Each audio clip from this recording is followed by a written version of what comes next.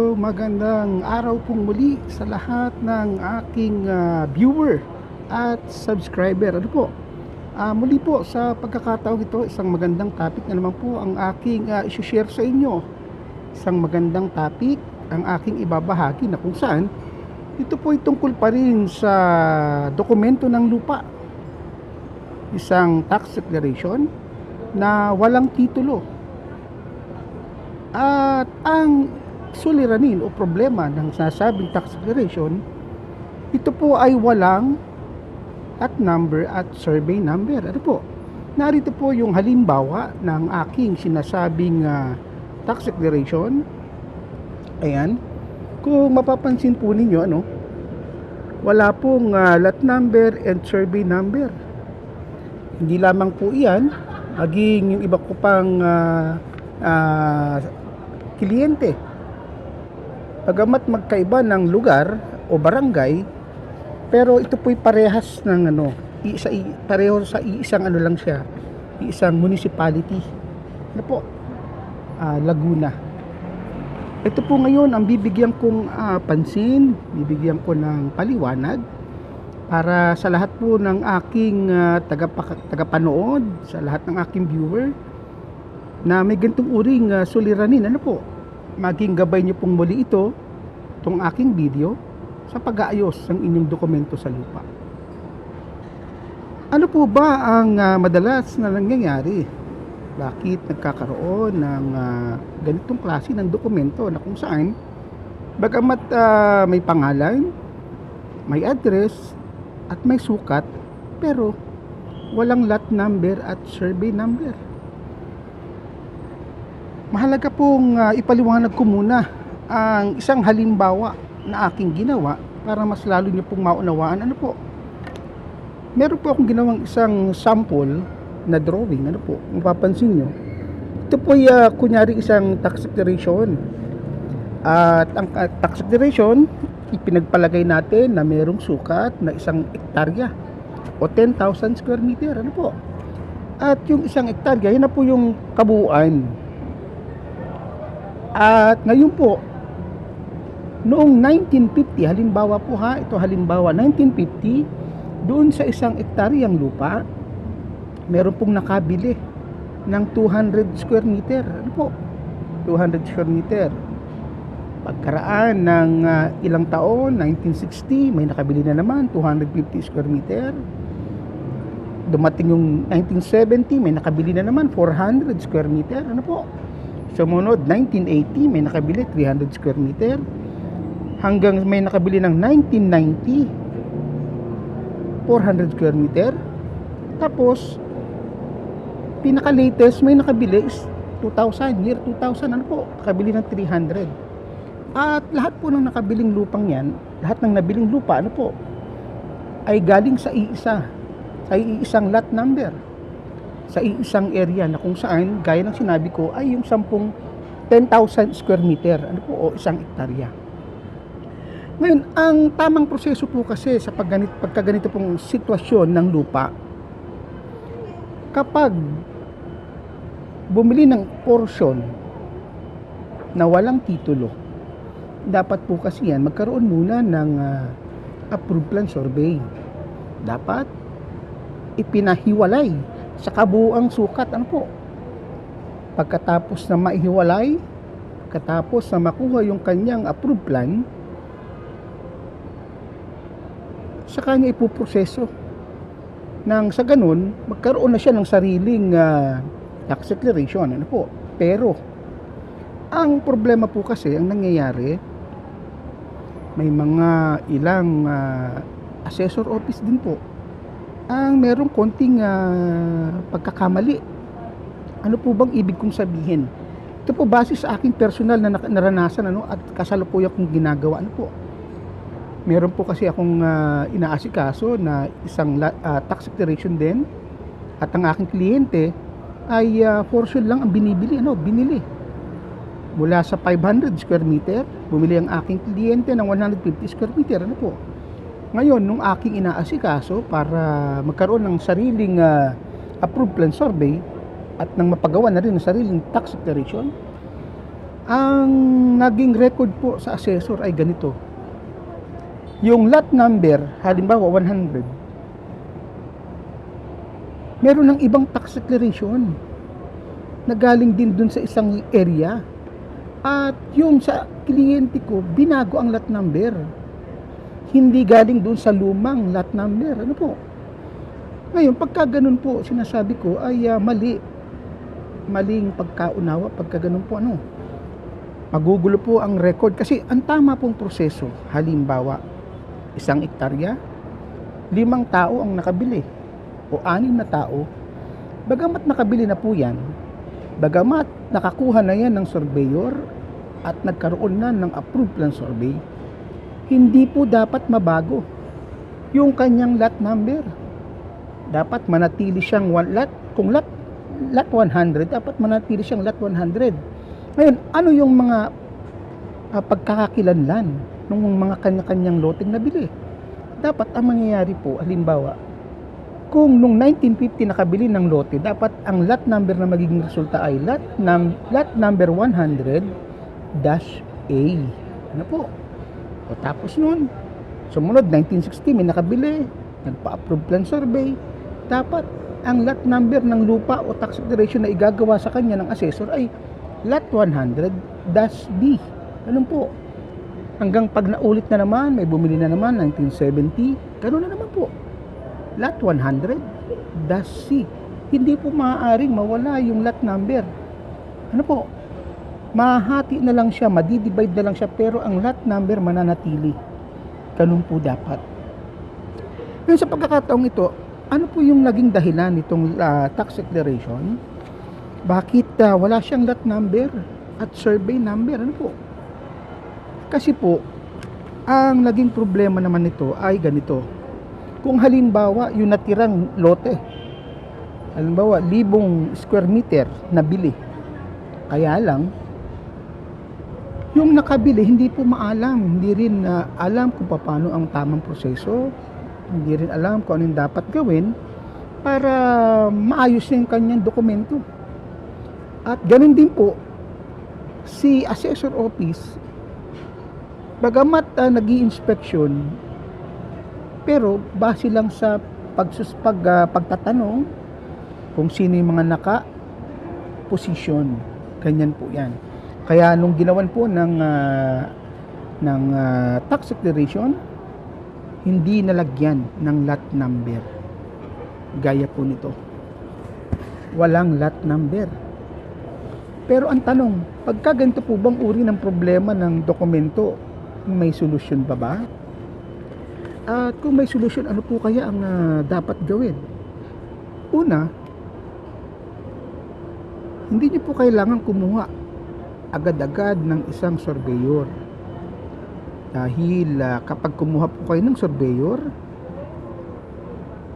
madalas kung ano lang yung ibibigay niyong dokumento, yun lang din yung kanilang babasihan. Ano po? Pero tandaan po ninyo, merong mga magagaling na surveyor na once na kapag pinuntahan nyo at kukunin nyo para mag survey sa lupa nyo, kapag nakita nila na ang inyong tax declaration ay walang lot number at walang survey number, hindi nila tatanggapin. Kasi alam nila na maituturo nila yung inyong mga boundary ng lupa, pero pagdating sa dokumento, hindi po yan mababago. Mananatiling may problema, mananatiling blanco ang lot number at survey number. Ano po? Kaya hindi po solusyon, hindi sagot ang isang surveyor sa pag-aayos ng isang tax declaration na walang lot number o survey number. Ano po? And ano po ba yung mga paraan? Ano ba yung mga dapat gawin para maayos ang isang ganitong klaseng tax declaration? Ano po? Una, kung ang nakapangalan po sa tax declaration, halimbawa, ay kayong nanonood, kayo po mismo, halimbawa, pangalan nyo ay, halimbawa ako po, ang pangalan tax declaration ay Antonio Aldaya. Ngayon, ang gagawin nyo po, simple lang, pupunta kayo sa pinakamalapit na DENR na nakakasakop sa inyong lugar. Mag-request po kayo, kumuha kayo ng cadastral map, CM, cadastral map ng ano? kung anong barangay po ang nakalagay sa inyong tax declaration, yung cadastral map ng barangay na nakalagay ang kukunin nyo. Pagkatapos po nyong kumuha, kung nakita nyo na yung inyong cadastral map,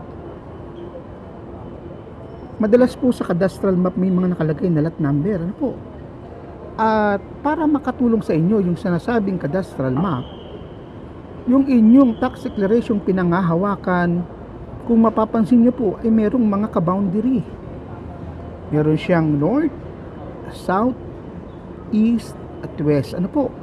Ngayon, doon nyo po ngayon ibabase sa cadastral map yung mga lot number. Halimbawa, nakalagay sa north, lot 100. Sa east, lot 110. Sa south, 105. Ano po? Sa west, 103. Ganon. Ngayon, kung sino po yun napapaikutan itong apat na area ng lupa, yun na po ang posibilidad na yun ang lupa nyo.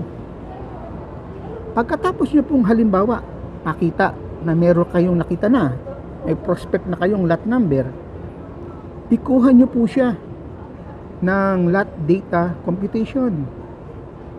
Sa lot data computation po kasi, makikita nyo ang sukat kung tugma o tama o pumareho sa inyong tax declaration. Halimbawa po, itong tax declaration na to ay may sukat na 400 square meter at ang nakuha nyo rin na record lot data computation ay 400. Tapos isa pang magandang resulta, halimbawa kung ang nakapangalan mismo sa nakuha nyong lot data computation ay pangalan nyo rin na siyang nakalagay sa tax declaration, mas lalo pong mainam, mas lalong maganda, kasi yan, isang napakalaking sinyales na talagang yung tinutumbok nyo o tinutukoy nyong lot number ay yun nga po, yun na yung lupa nyo. Ano po? O halimbawa po, papaano kung yung nakapangalan sa tax declaration ay iba sa pangalang nakalagay sa lot data computation. Madalas pong nangyayari yan. Ano po, karamihan talagang ganyan po. Pero tandaan nyo, ang bawat pagbabago ng record sa assessor office ay merong mga dahilan. Ano po? Maaaring yung nakapangalan sa tax declaration pinangahawakan nyo, maaaring anak, apo, o pamangkin, o di kaya nakabili doon sa nauna pang nakapangalan na kung saan yun yung nakalagay sa record ng DENR. Kaya siya yung pangalan na lumabas sa lot data computation. Ano po? Ngayon, pagka ganun po, para masiguro nyo na talagang hindi kayo nagkakamali sa inyong ginagawa, sa assessor office po pwede kayong mag-request ng tinatawag na traceback. Ano po? Tax declaration traceback, na kung saan bibigyan po kayo nila ng history ng tax declaration mula 1945 to present. Once na mahawakan nyo po yung dokumentong yan, dyan nyo na makikita, magiging guide nyo na po para ikuha ng tamang dokumento sa DENR. Ganyan po yan. Paano po kung halimbawa ang nangyaring ang nakuha nyong resulta ng dokumento sa assessor office, halimbawa may sukat na 4,000 square meter, ano po? Kaya po nito, may sukat na 4,000 square meter, ayan, kung mapapansin nyo po. Pagkatapos po, ang nakuha nyong record sa DENR, kasi doon sa inyong nakuhang lot data computation, ang sukat niya ay iba, hindi 4,000. Papaano po halimbawa, papaano kung magkaiba ng sukat ng lupa? Ganun po, gaya ng binanggit ko kanina, iba yung sukat na nasa tax declaration at iba rin yung sukat na nakalagay sa lot data computation mula sa DENR, na kung saan yun ang inyong nakuha. Ano po? Pagka ganun po, lumaki man o lumiit ang sukat na nakalagay doon sa lot data computation, yun po ang masusunod. Kung halimbawa 4,000 square meter, pero sa record ng DENR hindi inabot ng 4,000 square meter, yun po ang masusunod. yun ang magiging final na sukat na ilalagay ng assessor office. Ano po? Diba paano kung halimbawa lumaki 4,000 square meter, pero base sa DENR inabot siya ng 5,000, ano po, o higit pa, wala pong magagawa. Yun po ang masusunod. Yun po ang masusunod. Palaging record po ng DENR, ang official record. Ano po? Gaya na lang po nitong halimbawang ginawa ko, ano po? Gaya nitong pinakikita ko sa inyo na walang lot number, walang survey number. At ito po sa Laguna, PAMI Laguna. At ang sukat niya ay merong 4,000 square meter. Ano po? Nung sinimulan ko po, ang sukat niya na nakalagay is 4,000 square meter. At ito po ginawa ko October 22, 2024. Ano po? And nung akin na pong inayos, ito na po ang naging resulta. Gaya ng mapapansin niyo po, meron na siyang lot number. Yan, may lot number na po ha. May lot number na. Kaya lang, pansinin po ninyo, yung 4,000 naging 3,000 plus square meter na lang. Ayan. Na bago. Hindi na po siya 4,000 kasi sabi ko nga po sa inyo, official record ang DENR. Kaya yun po ang masusunod. Ayan. Pero bagamat lumiit ng konti, nabawasan ng konti ang sukat, ang importante po na solusyonan yung kanyang problema. Ano po? Nalagyan ng lot number. Kung mapapansin niyo po, ayan, mababasa nyo, wala pong pinagkaiba yan ha. PAMI Laguna pa rin po yan. PAMI Laguna. Ano po? At ito po ay natapos ko November 19, 2024. Ayan. So, ganyan po ang pamamaraan ng pag-aasikaso ng lupa. Ano po? At gaya ng paliwanag ko kanina, ito pong isa pang aking inaasikaso. Ito naman po ngayon yung aking aayusin. Aayusin ko na magkaroon ng lot number at survey number. At nang sa ganun, mai-apply ng titulo. Ganyan po yung pamamaraan ng pag-aayos ng isang tax declaration na walang lot number at survey number. Ano po? Muli po, sana ang video kong ito ay nakatulong na muli na magamit nyo rin sa inyong pag-aayos ang inyong mga dokumento sa lupa. At sana wag po kayo magsasawa na patuloy na manood at mag-subscribe sa aking channel. Ano po? Marami pa po akong mga bagong topic na i-share sa inyo at puro po tungkol sa iba't ibang problema sa tax declaration pero may mga solusyon. Muli po, maraming salamat at magandang hapon. Bye-bye!